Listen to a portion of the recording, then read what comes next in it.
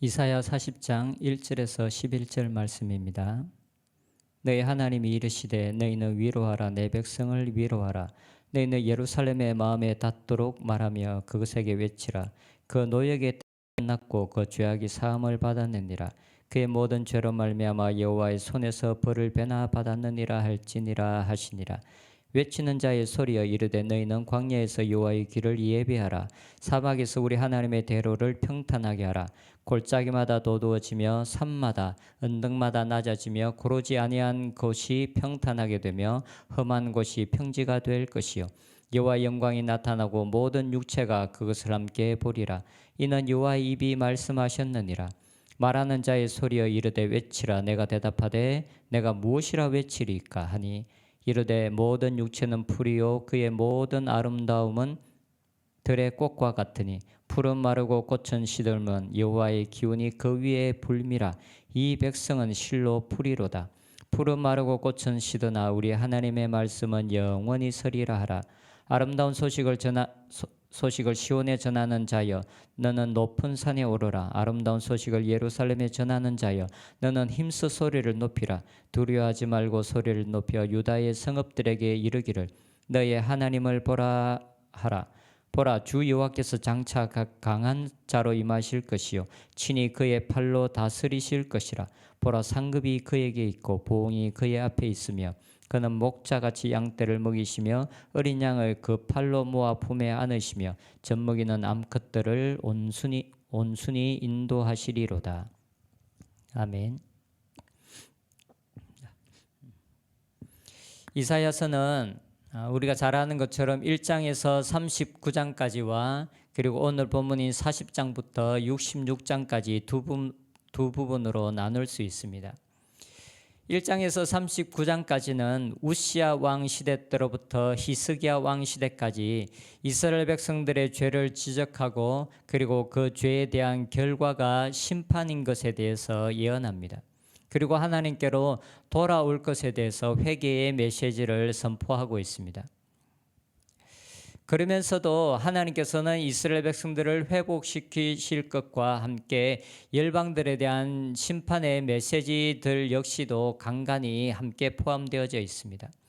하지만 오늘 40장부터 우리가 보게 될 이사야 말씀은 이스라엘 백성들이 그전에 범한 죄로 말미암은 그 심판은 이제 끝이 나고 하나님께서 이스라엘 백성들을 회복시키실 것에 대해서만 초점을 맞추어서 66장까지 계속적으로 이어지고 있습니다. 오늘 본문 1절과 2절에 보면 너희 하나님이 이르시되 너희는 위로하라 내 백성을 위로하라. 너희는 예루살렘의 마음에 닿도록 말하며 그것에게 외치라. 그 노역의 때가 끝났고 그 죄악이 사함을 받았느니라. 그의 모든 죄로 말미암아 여호와의 손에서 벌을 배나 받았느니라 할지니라. 이제 이스라엘 백성들의 노역의 때가 끝이 났습니다. 그리고 그들의 죄악이 사함을 받았습니다. 하나님께서는 이사야 선지자뿐만 아니라 여러 선지자들을 통해서 이스라엘 백성들을 죄를 지적하시고 그리고 그 죄의 결과가 결과인 하나님의 심판이 있을 것을 예언했습니다. 그리고 남유다를 향한 하나님의 심판은 바벨론을 통해서 임할 것인데 너희들이 바벨론에 의해서 멸망하게 될 것이고 그리고 포로로 끌려가게 될 것이라고 예언을 하였습니다. 그리고 실제로 많은 선지자들의 예언처럼 남유다는 바벨론에서 멸망하게 되었고 많은 유다 백성들은 바벨론으로 포로로 끌려갔습니다. 그런데 오늘 본문에서 이제 그 노역의 때가 끝이 났다라고 예언하고 있습니다. 그리고 그들의 죄가 사함을 받았습니다. 그리고 이제 40장부터 이어지는 말씀들을 통해서 이스라엘 백성들이 바벨론에서 돌아오는 것을 배경으로 한 이스라엘의 회복에 대해서 이야기하고 있습니다. 하지만 이스라엘의 회복은 단지 바벨론에서의 귀환뿐만 아니라 이사야 53장에 나오는 예수님의 초림 그리고 그 이후에 종말적으로 이루어질 온전한 구원에 대한 많은 말씀들이 함께 어우러져서 40장부터 66장까지 말씀이 이루어지고 있습니다. 오늘의 본문에서도 1절에서 2절에서는 바벨론에서의 귀환에 초점을 맞추고 있습니다. 그러다가 3절부터는 예수님의 초림과 함께 하나님의 영원한 다스리심에 대해서 함께 예언하고 있습니다. 3절에서 5절에는 외치는 자의 소리여 이르되 너희는 광야에서 여호와의 길을 예비하라. 사막에서 우리 하나님의 대로를 평탄하게 하라. 골짜기마다 도두어지며 산마다 언덕마다 낮아지며 고르지 아니한 곳이 평탄하게 되며 험한 곳이 평지가 될 것이요 여호와의 영광이 나타나고 모든 육체가 그것을 함께 보리라. 이는 여호와 입이 말씀하셨느니라. 이 예언은 우리가 잘 아는 것처럼 세례 요한에 의해서 성취되었습니다. 세례 요한은 자기 자신을 광야에서 외치는 자의 소리라고 말하고 있습니다. 이사야의 이 말씀이 세례 요한에 의해서 성취되었습니다. 그런데 광야에서 외치는 자의 사명은 여호와의 길을 예비하는 것이었습니다. 그래서 하나님께서 영광 중에 임하실 수 있도록 하나님의 임하시는 대로를 만드는 것, 그것이 바로 광야에서 외치는 자의 사명이었습니다. 그런데 여기서 광야에서 외치는 자가 만들어야 하는 대로는 땅에서 만들어지는 대로가 아닙니다. 이 대로는 땅에 만들어지는 것이 아니라 사람들의 마음속에서 만들어지는 대로입니다. 우리의 마음속에 하나님께서 임하시는 대로가 만들어질 때 하나님께서 우리의 마음속에 영광 중에 임하신다라는 것입니다. 그래서 4절에 골짜기마다 도두어지며 산마다 언덕마다 낮아지며 고르지 아니한 곳이 평탄하게 되며 험한 곳이 평지가 될 것이다라는 이 말씀 또한 실제적인 산이나 언덕, 골짜기를 말하는 것이 아니라 우리의 마음속에 하나님의 임하시는 것을 방해하는 우리의 마음속의 교만함, 때로는 열등감, 그 하나님의 주권에 순복하게 하지 못하는 우리의 마음속의 여러 가지 요소들을 의미합니다.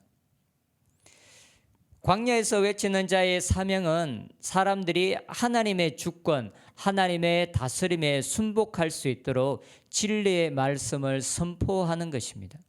말씀을 통해서 사람들의 마음속에 대로를 만드는 것, 이것이 바로 광야에서 외치는 자의 사명이었습니다.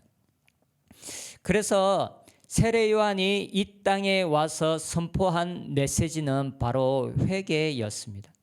광야에서 외치는 자의 이 외치는 자가 외쳐야 할 메시지는 바로 회개입니다.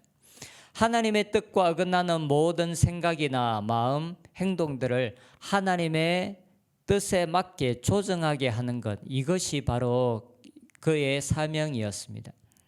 그래서 세례 요한이 이 땅에서 회개의 세례를 베풀었고 회개의 메시지를 선포했습니다.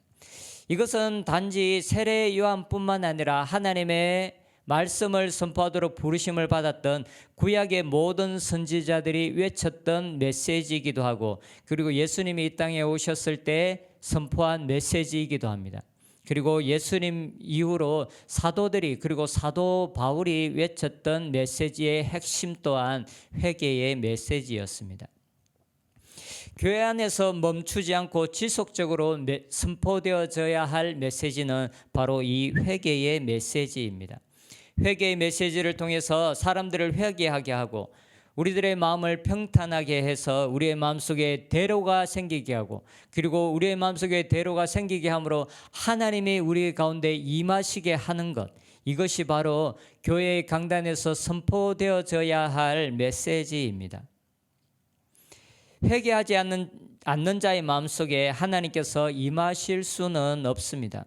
우리들의 마음과 하나님이 다른데 그곳에 하나님께서 임하실 수는 없는 것입니다. 우리의 마음이 하나님의 마음과 닮아가면 닮아갈수록 하나님의 임재의 깊이가 우리의 마음속에 더 깊어져 가는 것입니다. 그래서 시편에서는 하나님과의 친밀함이 여호와를 경외하는 자들에게 있다라고 말하고 있습니다. 6절에 보면 광야에서 외치는 자가 묻습니다. 내가 무엇이라 외치리까? 6절에 보면 말하는 자의 소리여 이르되 외치라. 대답하되 내가 무엇이라 외치리까 하니, 무엇을 외쳐야 합니까? 라고 묻습니다. 그 이후에 외쳐야 할 말씀이 무엇인지를 말하고 있습니다. 이르되 모든 육체는 풀이요 그의 모든 아름다움은 들의 꽃과 같으니 푸른 마르고 꽃은 시들면 여호와의 기운이 그 위에 불미라. 이 백성은 실로 풀이로다. 푸른 마르고 꽃은 시드나 우리 하나님의 말씀은 영원히 서리라 하라. 외쳐야 할 메시지의 핵심은 인생은 풀과 같고 인생은 꽃과 같이 시들 수밖에 없다라는 것입니다. 하지만 하나님의 말씀은 영원하다라는 것입니다. 우리가 선포해야 될 메시지는 그리고 우리가 들어야 할 메시지, 우리의 마음속에 새겨야 할 메시지는 우리의 인생은 풀과 같고 꽃과 같이 시든다라는 것입니다. 하지만 영원히 마르지 않는 것, 영원히 시들지 않는 것, 그것은 바로 하나님의 말씀이라는 것입니다. 풀이나 꽃은 그 순간에는 푸르러 보일 수도 있고 아름다워 보일 수도 있고 그리고 사람들이 그 모습 때문에 행복해 할 수도 있고 부러워할 수도 있습니다. 하지만 그것은 영원할 수 없습니다. 그것은 쉽게 마를 수밖에 없고 쉽게 시들 수밖에 없는 것입니다. 우리의 인생은 잠시는 푸르러 보이고 아름다워 보이지만 마를 수밖에 없는 것이 우리의 인생입니다. 하나님께서 우리의 마음속에 심으시기를 원하는 것은 우리의 인생은 풀과 같고 꽃과 같다라는 것입니다. 그래서 이 땅에 소망을 두고 살지 말 것을 우리의 마음속에 하나님께서 심으시기를 원하십니다. 하지만 하나님의 말씀, 그 하나님의 말씀 속에 있는 약속은 영원한 것입니다.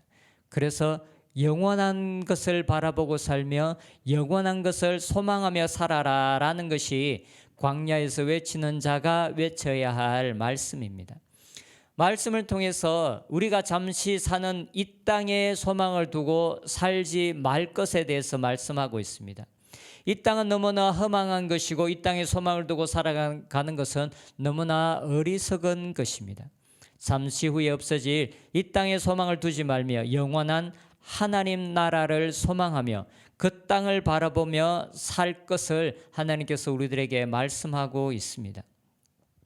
인생은 풀과 꽃과 같고 주님의 말씀은 영원하다라는 이 진리가 우리의 마음속에 깊이 새겨지는 오늘 하루가 되었으면 좋겠습니다. 그래서 영원한 것을 바라보고 하늘나라의 보화를 쌓으며 살아가는 저희들이 되었으면 좋겠습니다. 기도하겠습니다. 우리의 마음속에 하나님께서 임하시도록 대로를 만드는 자들이 되게 하여 주시옵소서. 우리의 마음속에 높아진 것, 낮아진 것, 평탄하지 않은 것들 하나님 우리의 삶 가운데 보여주시고 가르쳐 주시옵소서. 그리고 우리가 말씀에 따라 회개하게 하여 주시옵소서.